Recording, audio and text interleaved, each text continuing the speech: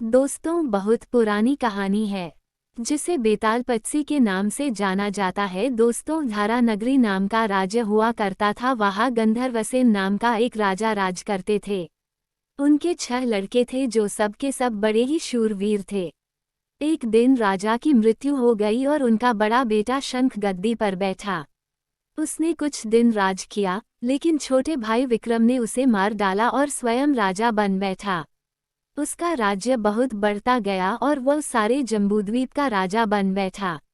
एक दिन उसके मन में आया कि उसे घूमकर सैर करनी चाहिए और जिन देशों के नाम उसने सुने हैं उन्हें देखना चाहिए। सो वह गद्दी अपने छोटे भाई भर्तृहरि को सौंपकर साधु बनकर राज्य से निकल पड़ा। उस नगर में एक ब्राह्मण तपस्या करता था। एक दिन देवता ने प्रसन्न होकर उसे एक फल दिया और कहा कि इसे जो भी खाएगा वह अमर हो जाएगा। ब्राह्मण ने वह फल लाकर अपनी पत्नी को दिया और देवता की बात भी बता दी। ब्राह्मणी बोली, हम अमर होकर क्या करेंगे, हमेशा भीख मांगते रहेंगे, इससे तो मरना ही अच्छा है।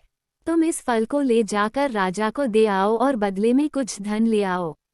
ये सुनकर ब्राह्मण फल लेकर राजा भर्तृहरि के पास गया और सारा हाल कह सुनाया। भर्तृहरि ने फल ले लिया और ब्राह्मण को कुछ रुपये देकर विदा कर दिया। भर्तृहरि अपनी एक रानी को बहुत चाहता था। उसने महल में जाकर वह फल उसी को दे दिया। रानी की मित्रता शहर कोतवाल से थी। उसने वह फल कोतवाल को दे दिया। कोतवाल एक वेश्या के पास जाया करता था। वह उस फल को उस वेश्या को दे आया। वेश्या ने सोचा कि यह फल तो राजा को खाना चाहिए। वह उसे लेकर राजा भर्तृहरि के पास गई और उसे दे दिया। भर्तृहरि ने उसे बहुत धन दिया, लेकिन जब उसने फल को अच्छी तरह से देखा तो पहचान लिया। उसे बड़ी चोट लगी, पर उसने किसी से कुछ नहीं कहा। उसने महल में जाकर रानी से पूछा कि तुमने उस फल का क्या किया। रानी ने कहा, मैंने उसे खा लिया। राजा ने वह फल निकालकर दिखा दिया। रानी घबरा गई और उसने सारी बात सच सच कह दी। भर्तृहरि ने पता लगाया तो उसे पूरी बात ठीक ठीक मालूम हो गई। वह बहुत दुखी हुआ। उसने सोचा, ये दुनिया माया जाल है, इसमें अपना कोई नहीं। वो फल लेकर बाहर आया और उसे धुलवाकर स्वयं खा लिया। फिर राजपाट छोड़ साधु का भेष बना जंगल में तपस्या करने चला गया। भर्तृहरि के जंगल में चले जाने से विक्रम की गद्दी सूनी हो गई। जब राजा इंद्र को ये समाचार मिला तो उन्होंने एक देव को धारा नगरी की रखवाली के लिए भेज दिया। वह रात दिन वहीं रहने लगा। भर्तृहरि के राजपाट छोड़कर वन में चले जाने की बात विक्रम को मालूम हुई तो वह लौटकर अपने देश में आया। आधी रात का समय था। जब वह नगर में घुसने लगा तो देव ने उसे रोका।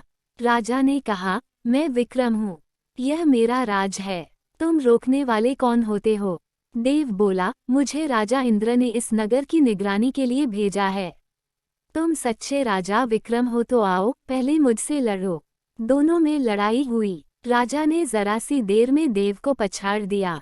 तब देव बोला, हे राजन, तुमने मुझे हरा दिया, मैं तुम्हें जीवन दान देता हूँ। इसके बाद देव ने कहा, राजन, एक नगर और एक नक्षत्र में तुम 3 आदमी पैदा हुए थे। तुमने राजा के घर में जन्म लिया, दूसरे ने तेली के और तीसरे ने कुम्हार के। तुम यहाँ का राज करते हो, तेली पाताल का राज करता था। कुम्हार ने योग साधकर तेली को मारकर शमशान में पिशाच बना पीपल के पेड़ से लटका दिया है। अब वो तुम्हें मारने की फिराक में है, उससे सावधान रहना। इतना कहकर देव चला गया और राजा महल में आ गया। राजा को वापस आया देख सबको बड़ी खुशी हुई। नगर में खुशियां मनाई गई। राजा फिर राज करने लगा। एक दिन की बात है कि शांतिशील नाम का एक योगी राजा के पास दरबार में आया और उसे एक फल देकर चला गया। राजा को आशंका हुई कि देव ने जिस आदमी को बताया था, कहीं यह वही तो नहीं है। ये सोच उसने फल नहीं खाया, भंडारी को दे दिया। योगी आता और राजा को एक फल दे जाता। संयोग से एक दिन राजा अपना अस्तबल देखने गया था। योगी वहीं पहुंच गया और फल राजा के हाथ में दे दिया। राजा ने उसे उछाला तो वह हाथ से छूटकर धरती पर गिर पड़ा।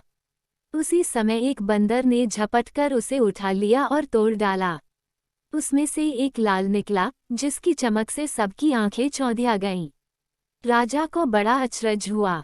उसने योगी से पूछा, आप ये लाल मुझे रोज क्यों दे जाते हैं? योगी ने जवाब दिया, महाराज, राजा, गुरु, ज्योतिषी, वैद्य और बेटी, इनके घर कभी खाली हाथ नहीं जाना चाहिए। राजा ने भंडारी को बुलाकर पीछे के सब फल मंगवाए। तुड़वाने पर सब में से एक एक लाल निकला। इतने लाल देखकर राजा को बड़ा हर्ष हुआ।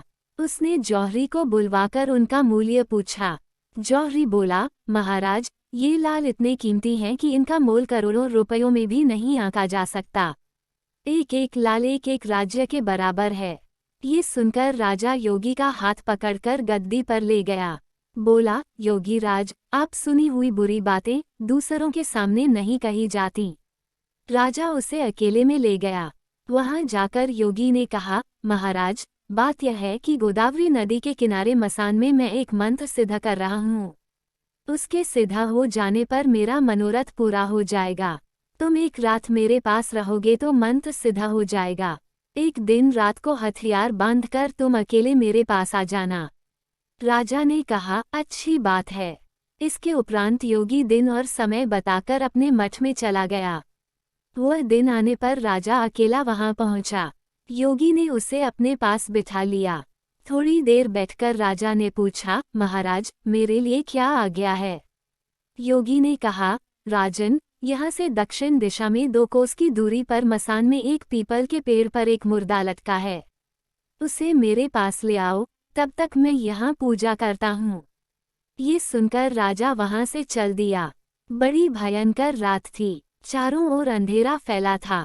पानी बरस रहा था। भूत प्रेत शोर मचा रहे थे। सांप आकर पैरों में लिपटते थे। लेकिन राजा हिम्मत से आगे बढ़ता गया। जब वह मसान में पहुंचा तो देखता क्या है कि शेर दहाड़ रहे हैं, हाथी चिंघाड़ रहे हैं, भूत प्रेत आदमियों को मार रहे हैं। राजा बेधड़क चलता गया और पीपल के पेड़ के पास पहुंच गया। पेड़ जड़ से फुनगी तक आग से दहक रहा था।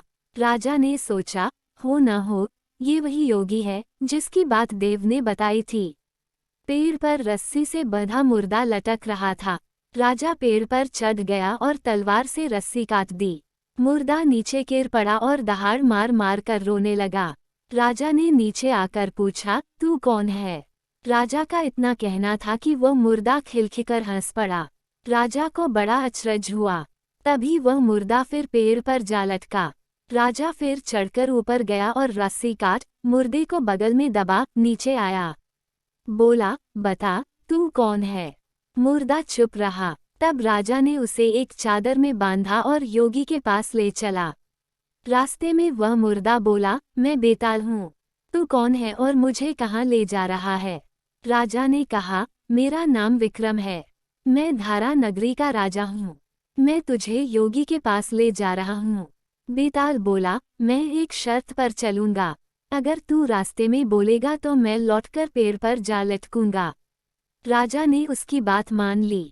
फिर बेताल बोला, पंडित, चतुर और ज्ञानी, इनके दिन अच्छी अच्छी बातों में बीतते हैं, जबकि मूर्खों के दिन कला और नींद में।